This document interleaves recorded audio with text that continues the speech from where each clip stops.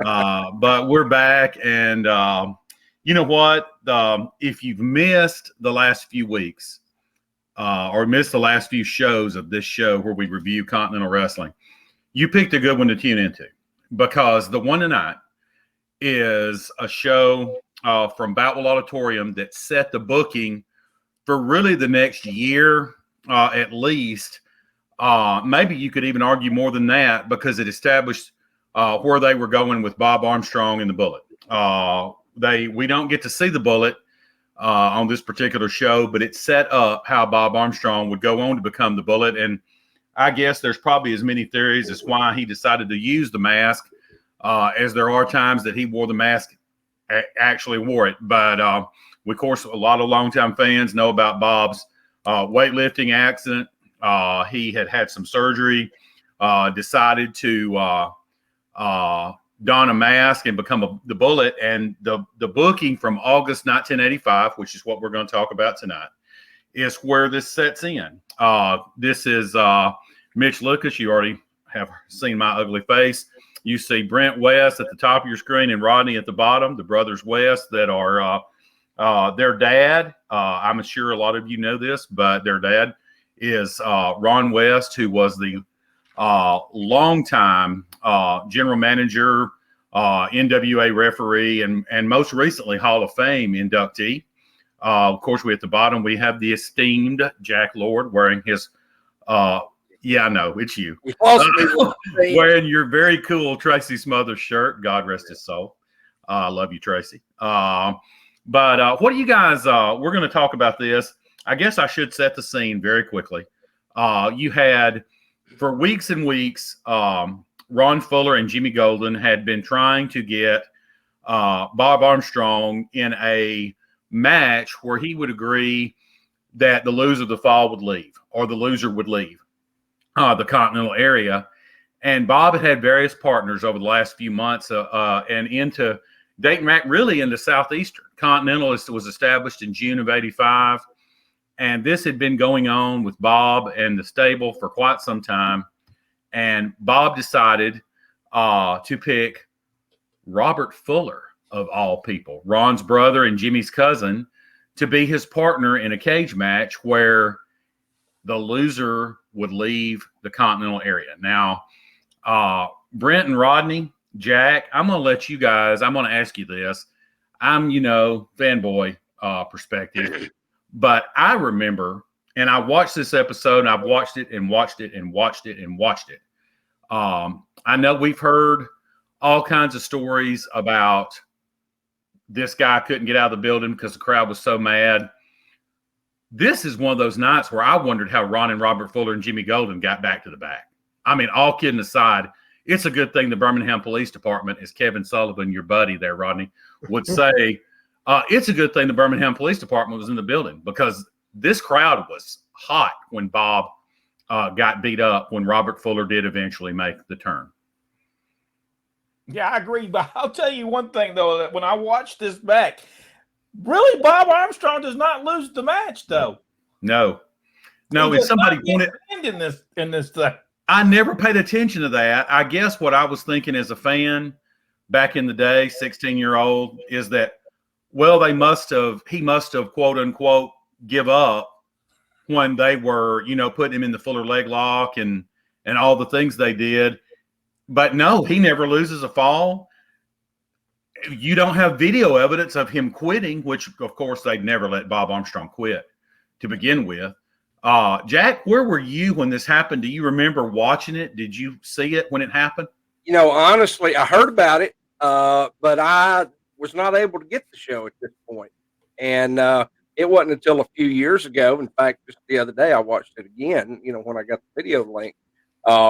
Man, I mean, it was exciting. And here, let me just throw this in. This whole show was great.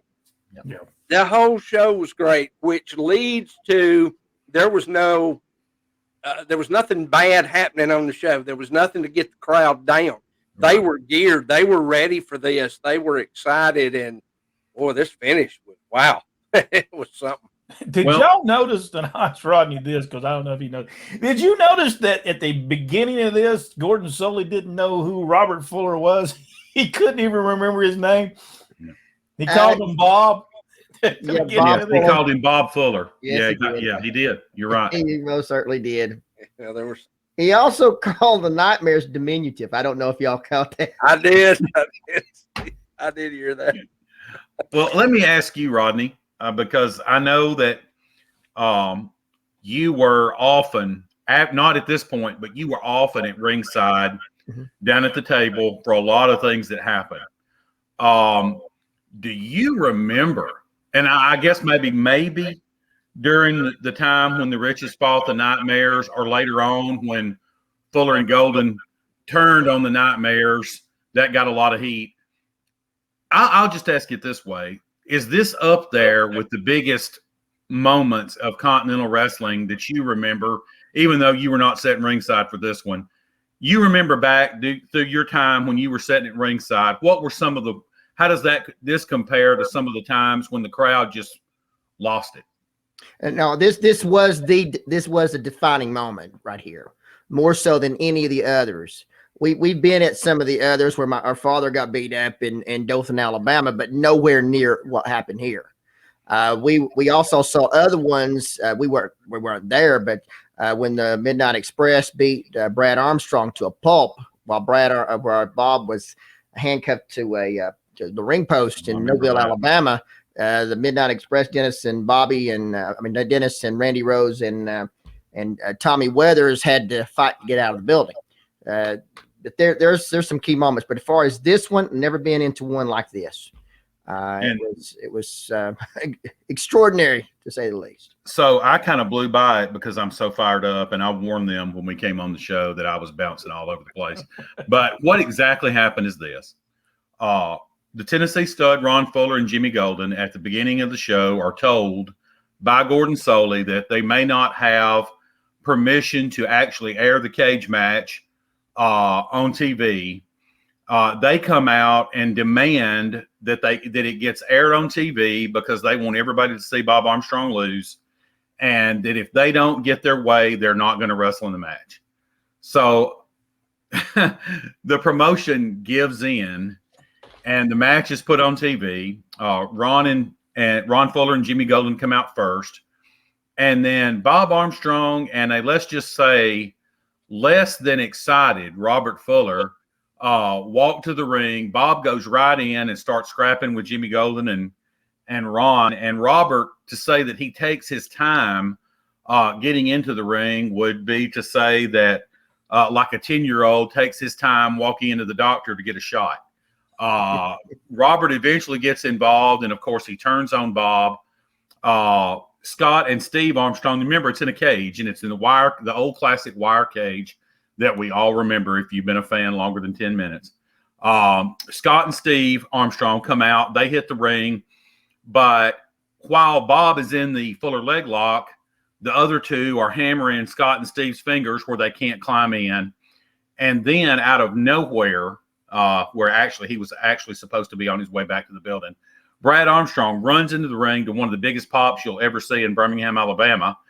And basically leaps the cage in about 3 steps. I mean, like he clears the whole ring apron onto the cage, gets into the cage, and breaks it all up.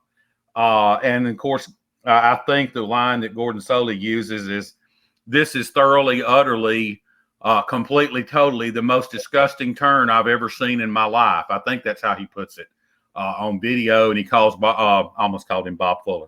He calls Robert Fuller sorry about that. He calls Robert Fuller a traitor and a Judas, and this would eventually lead to, of course, Bob took a couple of weeks off.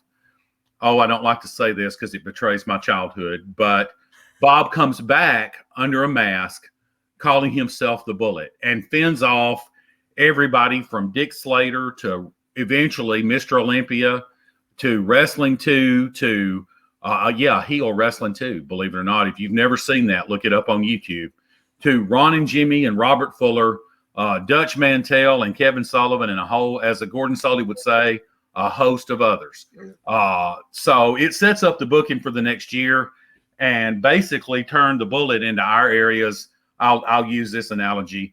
The Bullet basically, if he wasn't already, became Continental's Hulk Hogan. It was he didn't need a belt. He had the Continental belt a couple of times, but he really didn't need it because he had that mask. And what Brent was referring to, of course, is Bob actually never lost the decision, but the promotion ruled that I guess that he had. So if he appeared without the mask, he was suspended forever. So he had to wrestle as the Bullet, and he, of course, came back, and he and the Armstrong boys go up against the stable. It was a great, great time to be a fan in Alabama, in East Tennessee, in the Florida Panhandle. Glad that I was able to witness it. I did think of one thing, and I'll ask. Was you there for that? Was you there? Was I there that night? Yeah. I was not there that night. I wish I had been. I was often there at the Boutwell tapings. I was at a lot of Columbus, Mississippi shows. But no, I hate to say it, but I was not there that night. That was actually like my 4th or 5th show of Continental that I had ever seen. Okay. Well, I'll tell you what. For those people who say Brad Armstrong cannot do an interview, they missed that one. Mm-hmm. Am I correct, Jack? Right. Man, he was on fire. He was on fire. Yeah, and Scott and Steve, all they could do was just stand there because they didn't have to say anything. Brad had that covered. And even threatened, a little out of character, even threatened Gordon Soley a little bit at the end of the show, if you remember that. You remember that? Yep. He says, hey, we want them in a 6-man tag. And he says, get it done, Gordon Soley, because I know you can do it. Brad didn't get a lot of credit, but Brad was fantastic on those interviews. I would point out that the production truck was state of the art because they immediately flashed that Montgomery card up there with Gordon talking, saying, "Hey, we got a 6-man tag with the change," as he puts it, with the new changes or with the changes. Yeah. Yes. There was one other time, but we'll get to it eventually. But I can think of one other time when the crowd went nuts at Boutwell too, and it involved Dutch Mantell beating up a certain Continental general manager and beating him up with Shoe Baby. Do you want to enlighten us on that? How much did you know beforehand that your dad was going to get tussled around with Dutch Mantell? Did y'all know about it? Well, now it was originally supposed to be Rodney. Yes, it really? Was. Yeah. Yes. God, we're going to. I can't wait till we get to 87 now. Something else, though, the Bullet was only supposed to be temporary. It was never supposed to last. It was supposed to go the 90 days, and then Bob was supposed to come back. But the Bullet got over so well, they decided, no, this is permanent. We're going to leave it as is. And because it was supposed to come to the end, and you'll see a part where Ron comes out there and he's got he had his lawyers, and that Bob Armstrong will not be coming back. That was supposed to be the end of the Bullet, and Bob Armstrong was supposed to come back. But like I said, the Bullet was over so well, they said, no, we're going to keep the Bullet. Hey, our good friend Nick Patrick was on this program. Yes, he was. He was on this program. Also, Brickhouse Brown, which, I'll be honest, we never really knew he wrestled in Continental. Yep. He was there. But what a drop kick that man had. And he was, Brick was part of the Soul Patrol with Norvell Austin eventually in Continental. Okay, I did not know this. They had a little run with the Nightmares around the time the Riches kind of back and forth there along the way. Hey, did y'all notice that Pablo Crenshaw tried to kick out of Tommy Rich's Thez press? I noticed that. I bet he noticed it after. I'm thinking, why did he try to kick out of it? Did he not? Maybe when they told him, they said, listen, he's going to hit you with the Thez press. Maybe old Pablo didn't know what the Thez press was. He probably did. He may not have. So I gotta ask, you guys got here, if I remember right, you got to Continental and Ronnie the first month, January the 4th of 86 was the first show, right? If I remember right, you guys were 86. So when you came in and the Bullet thing was still going strong. You knew Bob Armstrong from Georgia, right? You guys knew the Armstrongs from Georgia. So when you got there in the bullet, what did you think about him? Or you may not have thought about it. You may have just rolled with it. But what did you think about Bob doing the mask thing and the whole gimmick of, hey, if he gets his mask off, he's quote unquote gone? We heard this was going on before we got there. Yeah. We had already heard about Robert Fuller doing the turn, and because it was something Robert has not done. And I know he was itching to do something different for sure. And but we already heard about it. And we knew the place was on fire. That's the reason we was heading that way. Well, now we were supposed to be heading to Florida. We was not Pensacola, Florida, but we were supposed to be landing in Orlando, Florida, and working for Jim Crockett and Mike Graham. But we didn't go there. We took the money that Jim Crockett gave to get to Orlando and went to Birmingham, Alabama instead. So. Well, you know what? You got there and you got to work with the Armstrong family, of course, the Fuller family, Jody Hamilton, who was the Flame, a bunch of talented people, the Riches, the Nightmares. I'm going to leave somebody out, Adrian Street, eventually Jack Lord, and a lot of talented people. That's one thing I think Continental, I'm going to give them a little plug. They don't really mention Continental because they don't have the library. But I watched the story last night. There's a new show on WWE Network called Wwe Icons, and the very first episode was Yokozuna, who, of course, really got his start as Kokina in Continental with you guys, with Jack. I mean, Jack was there at the time. Yep. Both you guys were there. I'm sure y'all know Rodney. I'm sure you got to meet, and not this Rodney, but Rodney, who was Kokina. Yeah. And boy, what a well done show. And I always was proud that he was from, I didn't know him personally. I only met him one time, but I was always so proud that he started in Continental. We finally got ourselves a WWF champion when he got up there and was doing Yokozuna. And I always thought that, what a great deal. They had the run as the Samoans in Continental in there in '88 in CWF, and trying to teach Rodney the business. And I was just always proud that he made it all the way up that far. Jack, did you ever work with him or not really? I never did wrestle him, but I shared several dressing rooms with him, and just a great guy. And, and I've been fortunate to become friends with a lot of the family, and just a great bunch of people. I consider them the real first family of our industry. Well, what year did he go to WWF, Kokina? It was like 90, 91, 92. Somewhere in there. Yeah. He was with you guys until like February of '89. Yeah. Because I remember he got fired in Dothan, Alabama for kicking. That's what I thought I remembered. Yeah, he got mad. I guess he got mad at the water fountain. I'm not for sure. Yeah, he had a little bit of a temper. The one thing I remember, I wanted to put this on record because I want to defend. I think this is a good story, and we got to go pretty quick. But you remember Columbus, Mississippi? Mm-hmm. You remember Lavender Coliseum? And back in the day, yeah. Hottest building ever built. and if it was winter, it was the coldest one ever, with those big smoke pipe, as I call them, those big heaters. But there in the back, it was a dirt parking lot where all the guys parked.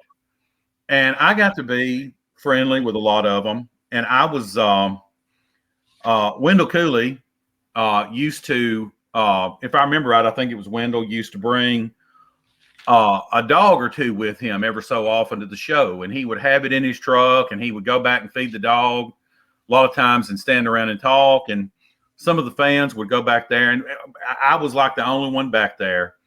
And I remember Rodney coming out back to the back, and some fans followed him back there. And I don't know if you remember this, but at one point, and I don't think it was a rental because I don't think anybody would have rented anything like this. It was either a Chevette or a Yugo. Do y'all remember him driving that?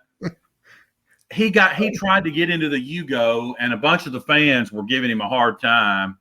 And I'm not going to use his language on here, but Wendell Cooley basically said, "Knock that crap off. and said, everybody's got to drive something. Y'all leave him alone and send him back in the building.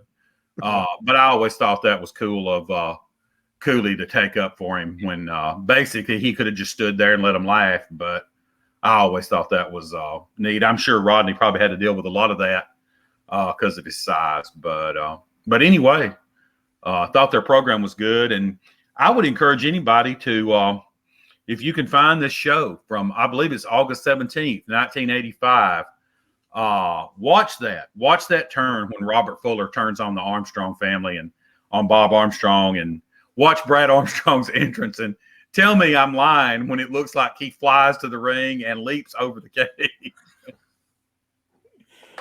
Well, we hope you've enjoyed this video. If you've enjoyed this, give it the big thumbs up and subscribe to the page if you haven't already, and go one step further, hit that notification bell, and we'll be back with more of Continental Championship Wrestling discussion next week.